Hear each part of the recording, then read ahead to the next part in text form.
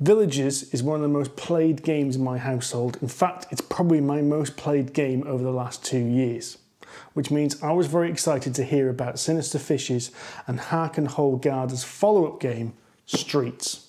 So let's have a look.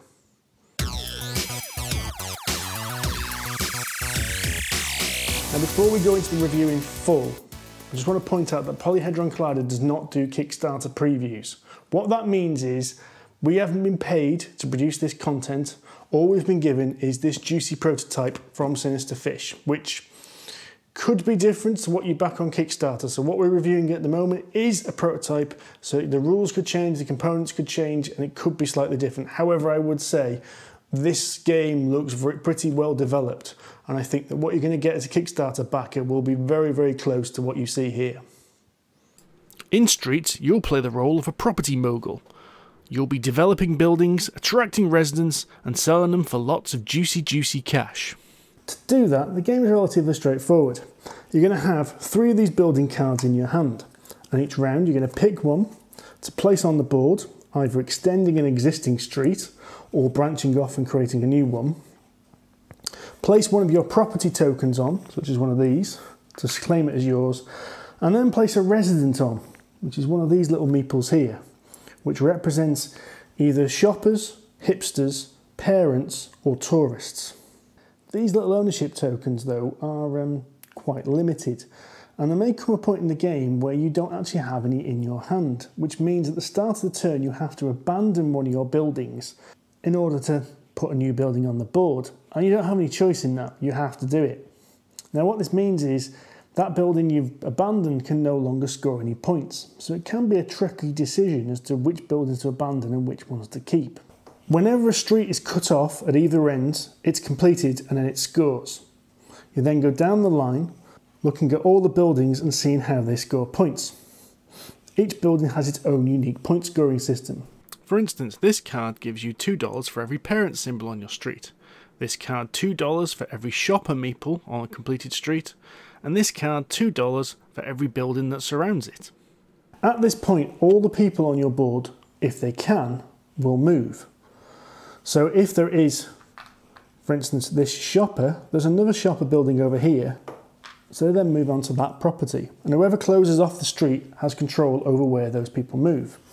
Those that don't, however, stand up, and they now suffer from FOMO, which means that they will move when an appropriate building lands on. Why would you do this, do you ask? Well, every single person on your building also gives you an extra point when the building gets scored. And at the beginning of the game, this doesn't really mean much because you're only scoring 1 or 2 extra people. But by the end of the game, there's a good handful of meeples on top of each building, running around the board like an 80s children Mike Reed hosted game show. And there's a lot of possible points up for grabs.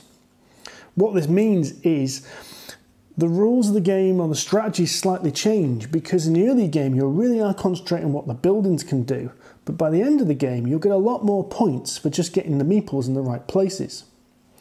It also means that the game can be a bit of a faff, because by the end of the game you are quite literally grabbing handfuls of these things and moving them around, and it's surprisingly fiddly moving these little tiny beautifully painted meeples around. Streets also comes with a couple of simple expansions. Simplest as that is the Consultants expansion, which basically gives every player a consultant card. Each card gives the player a unique ability that can change the way they play the game. Personally, I think this one adds variety, but it's just a little bit of extra fun, maybe a little bit of extra variation, but to me this didn't exactly catch the world on fire. However, the Business expansion is one that feels like it was built into the game and removed to make a simpler version. Every single building card has a business icon on it, and when a street is closed off, every person who has a building on that street can choose one and select the business token for that street. And at the end of the game you'll get bonus points for either having the most of a particular type or for having complete sets of all 4. Now, this to me is an expansion that has to be used in more or less every game, because it really does add to the variety of the game.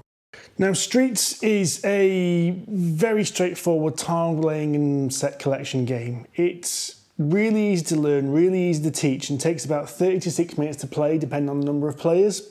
And there's no denying it's a light game, and possibly a smidge too light for me.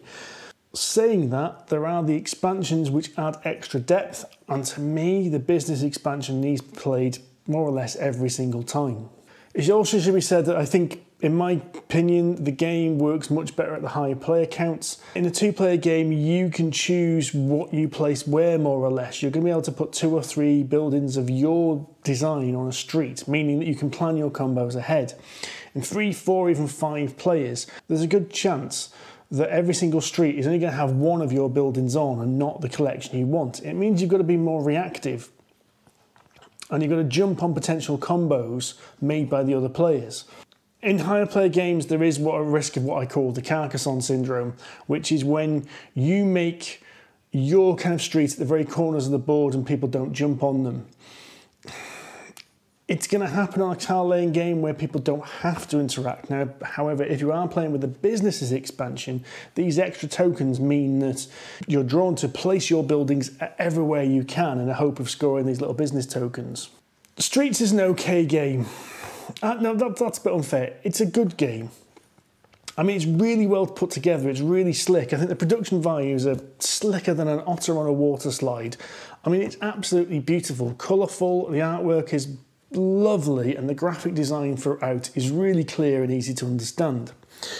The problem is it's coming after Villages, and I think that Streets is the difficult second album syndrome, in that it doesn't quite meet the high bar that Villages set. It feels a little bit generic in comparison.